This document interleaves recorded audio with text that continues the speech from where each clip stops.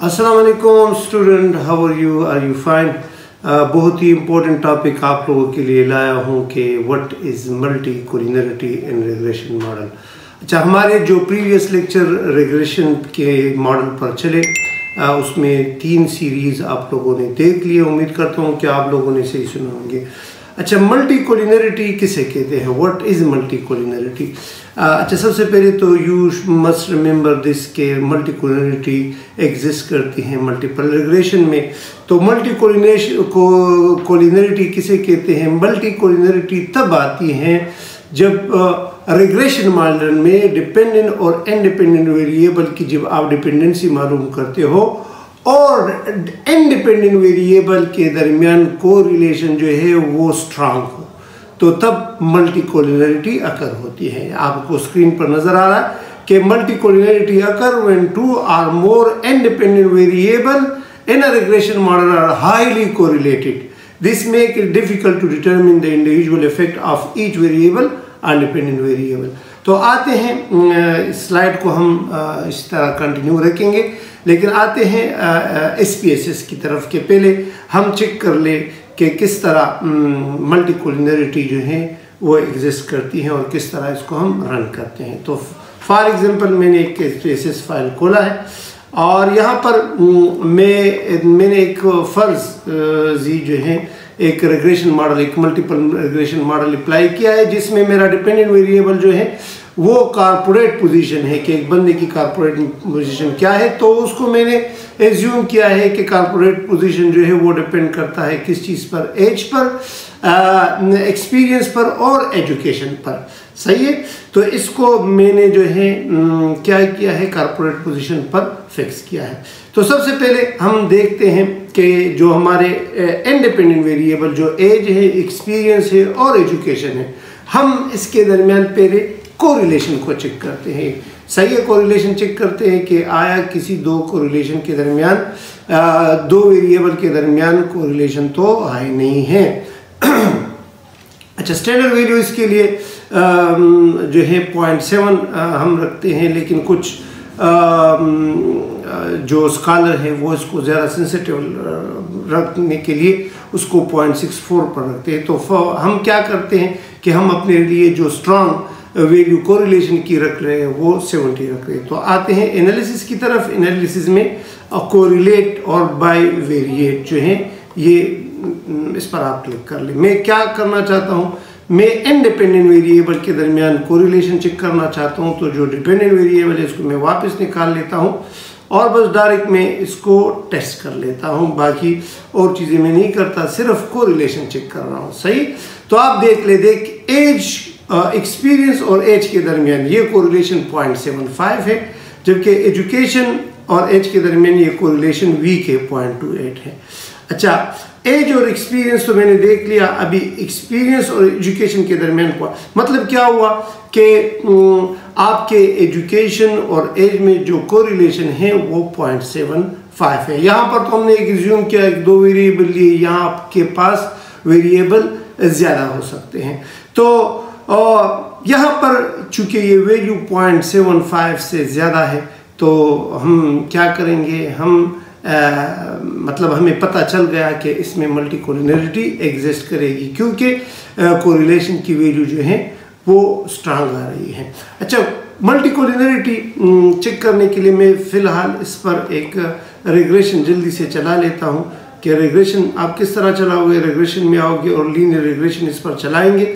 हमारे पास ये मैं सारी वैल्यू जो है इसको मैं दोबारा वापस कर लेता हूँ ताकि आप लोग शुरू से देख लें कि इसमें किस तरह हम डिपेंडेंट और इंडिपेंडेंट वैल्यू जो है डालेंगे। तो हमारी डिपेंडेंट वैल्यू जो है वो कॉर्पोरेट पोजीशन है और जो हमारे इंडिपेंडेंट वेरिएबल है वो एज है, एक्सपीरियंस है और एजुकेशन है। सही, तो मैंने आपको कहा ना कि उसमें मैं और कुछ स्टेटिस्टिक नहीं करता, सिर्फ मल्टीपल रिग्रेशन जो है वो जो है इस पर रन करना चाहता हूँ। तो मैं डिस्क्रिप्टिव एनालिसिस और R² जो है ये मैंने खोल दिया। ये कोवेरियंस मैट्रिक्स भी मैंने ऑन कर लिया, इससे आपका कोलिनरिटी जो है वो निकल आएगी और मैं इसको कंटिन्यू करता हूँ।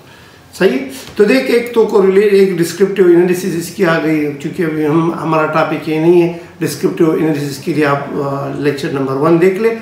ये वो कोरिलेशन है जो आपके मतलब मुख्तलिफ वेरिएबल कॉर्पोरेट सेक्टर और एज में 0.15 है, तो ये एक्सेप्टेबल है। एक्सपीरियंस और एज में 0.75 है। देखिए 0.75 जो है ये हमें प्रॉब्लम क्रिएट कर रहा है, सही है।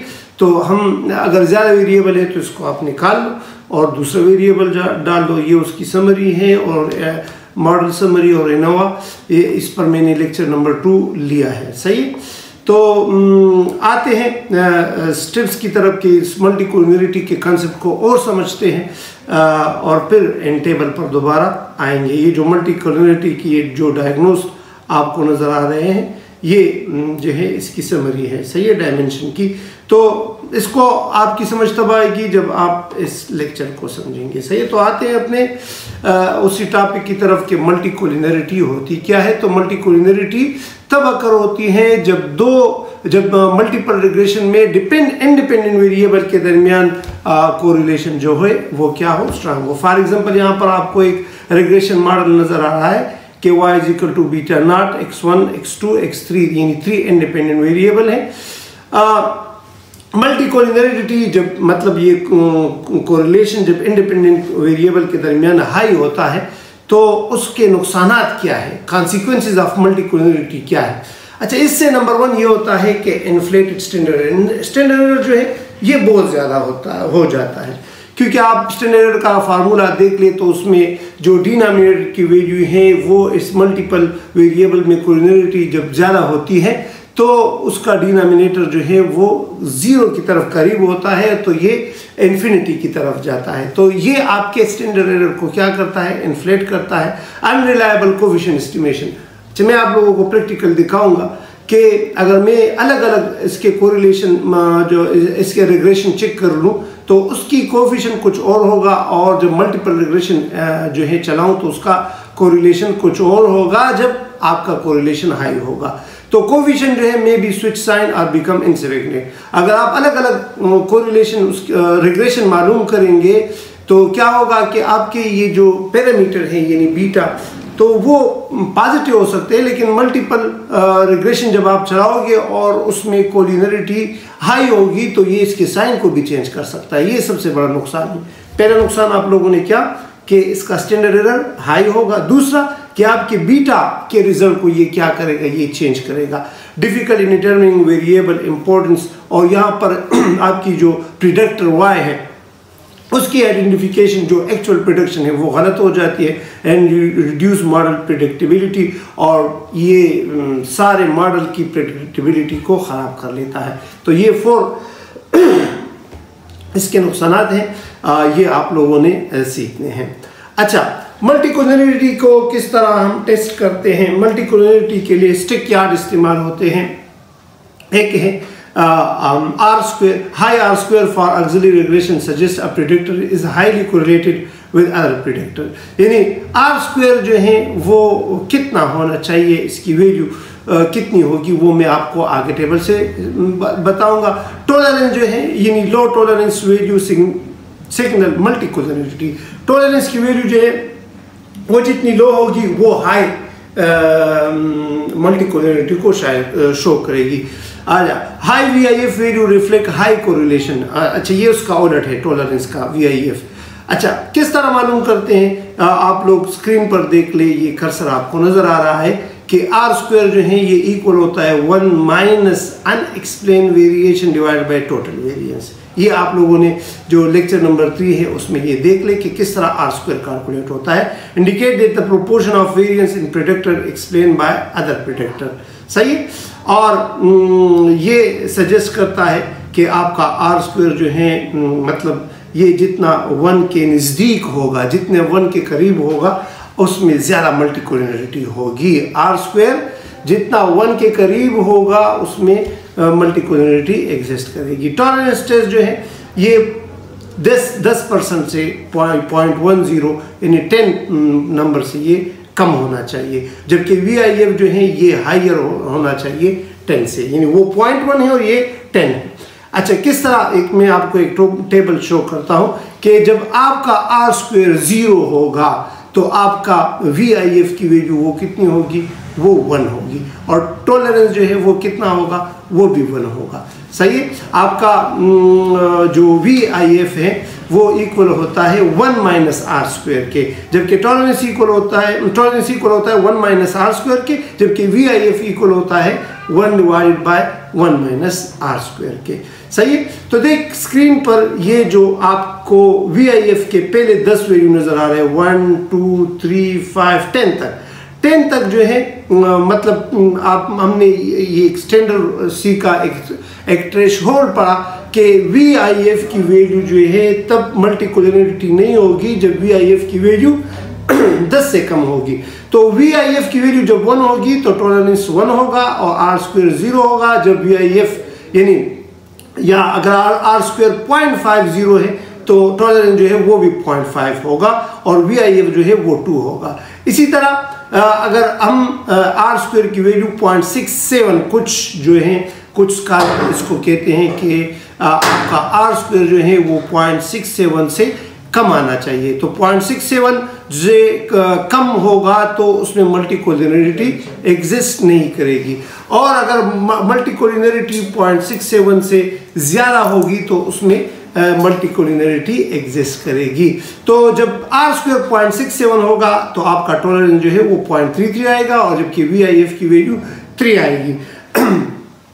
ये लो मॉडरेटेड कोलिनिटी है, ज़्यादा लोग इसको प्रेफर करते हैं कि मतलब अगर आपका डेटा जो है सेंसिटिव है तो फिर आपने आर स्क्वायर की वैल्यू कितनी कंसिडर करनी होगी कि 0.67 से वो कम होनी चाहिए। अगर 0.67 अगर हाई सेंसिटिव की बात कर रहा हूँ, सही। अच्छा, कुछ मॉडरेट किस्म के स्कॉलर है वो कहते हैं कि मॉडरेट कोलिनिटी जो है वो स्टार्ट होती है, वो एक्सेप्टेबल है कहाँ तक, 0.80 तक, कि आर स्क्वायर की वैल्यू अगर 0.80 तक है तो उसमें मल्टीकोलिनिटी जो है उसको आप एक्सेप्ट कर सकते हो। लेकिन अगर 0.80 से ज़्यादा है तो उसमें हाई मल्टीकोलिनिटी होगी जो आपके रिग्रेशन को मज़ीद ख़राब कर सकता है। सोशल साइन वाले इसको 0.90 तक ले जाते हैं, हाईली मल्टीकोलिनेटेड। जब 0.9 हो जाए तो उसमें बहुत ज़्यादा हाईली मल्टीकोलिनिटी आ जाती है और सीरियस कंसर्न होता है क्योंकि ये थ्रेशोल्ड लिमिट को क्रॉस कर लेता है। आखिरी लिमिट जहाँ पर VIF कितना होता है, VIF जो है वो 10 तक चला जाता है और टॉलरेंस की वैल्यू जो है वो 0.10 तक चली जाती है। अच्छा, ये आप लोग फार्मूले में डाल दे तो इससे यही वैल्यू आएगी। इस पर एक प्रैक्टिस भी कर ले कि ये जो मैंने प्रीवियस लेक्चर में आर स्क्वायर का फार्मूला बताया कि टॉलरेंस इक्वल होता है 1 माइनस आर स्क्वायर, और जबकि VIF इक्वल होता है 1 divided by 1 minus R square के। सही। तो मल्टीकोलिनिटी को हम किस तरह एड्रेस करेंगे, इसको किस तरह निकालेंगे, इस पर हम इंशाल्लाह हर एक पर अलग अलग क्लास लेंगे। तो फीचर सिलेक्शन ये है कि सबसे आसान बात कि आप उस वेरिएबल को निकाल लें, उस इंडिपेंडेंट वेरिएबल को निकाल लें, दो में से एक निकाल लें जो आप इसमें हाईली कोरिलेटेड हो। That is the best solution to remove multicollinearity. दोबारा सुन लें कि आपने क्या करना है, आपने मल्टीकोलिनिटी ख़त्म करने के लिए जिन इंडिपेंडेंट वेरिएबल में हाईली कोरिलेशन एग्जिस्ट करता है उनमें से क्या करना है, एक वेरिएबल को हटा ले या कंबाइन कर ले। Combine variable create composite index, इन दो वेरिएबल को कंपोजिट कर ले। रिग्रेशन यानी पेनलाइज लार्ज कोएफिशिएंट रिग्रेशन पर हमारी अलग क्लास होगी, एक अलग टॉपिक है, एक अलग कंसेप्ट है प्रिंसिपल कंपोनेंट एनालिसिस। इस पर इंशाल्लाह हम अलग क्लास लेंगे।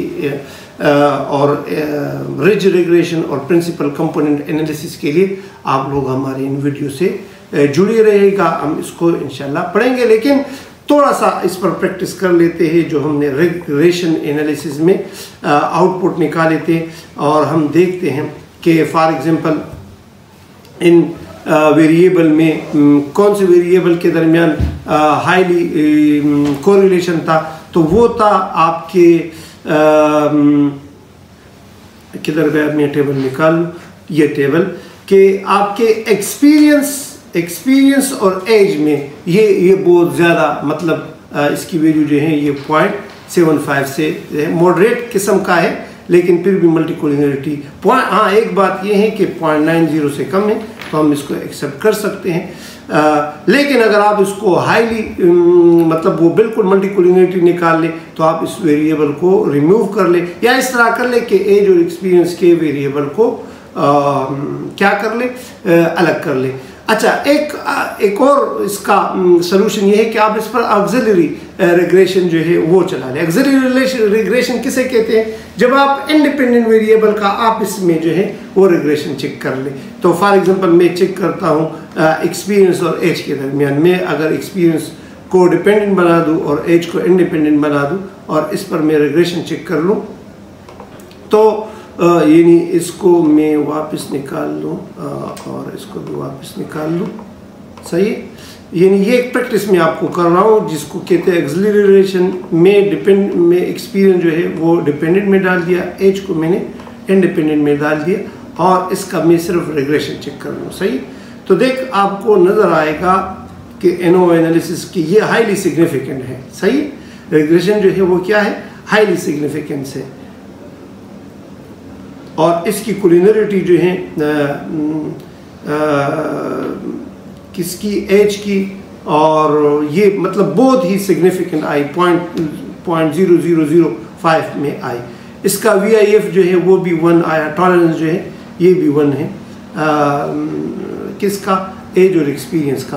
तो आपने देखा कि जब मैंने सिर्फ एज और एक्सपीरियंस को डाला तो ये आपको बहुत ही हाईली सिग्निफिकेंट रिजल्ट दे रहा है। यानी मल्टीकोलिनरिटी में जो इंडिपेंडेंट वेरिएबल है, अगर मैं उसका रिग्रेशन चेक कर लूँ तो वो आप इसमें हाईली क्या है? वो हाईली सिग्निफिकेंट है। लेकिन जब मैं इसको मल्टीपल रिग्रेशन में डालता हूँ तो क्या होगा? ये आपके इन बीटा को जो कोफिशिएंट में नज़र आ रहा है, ये बीटा जो है ये इसके साइन को बिल्कुल चेंज कर सकता है। देखिए यहाँ पर क्या थे? ये यहाँ पर माइनस है, लेकिन अगर आप इसको ऊपर देख ले, ऊपर हमने इसके कोफिशिएंट लिए थे, देखिए इसमें ये एज के जो कोफिशिएंट थे ये प्लस में आ रहा है। ये प्लस और माइनस में क्यों चेंज हुआ? ये प्लस और माइनस में मल्टीकोलिनरिटी की वजह से ये चेंज आया। उम्मीद करता हूँ कि आप लोगों ने कुछ ना कुछ सीखा होगा, इस पर प्रैक्टिस कर ले। अगर कोई मसला हो तो आप लोग कमेंट्स में पूछ सकते हैं। नेक्स्ट क्लास के तक इजाज़त दीजिए, अपना ख्याल रखिए। अल्लाह हाफिज़।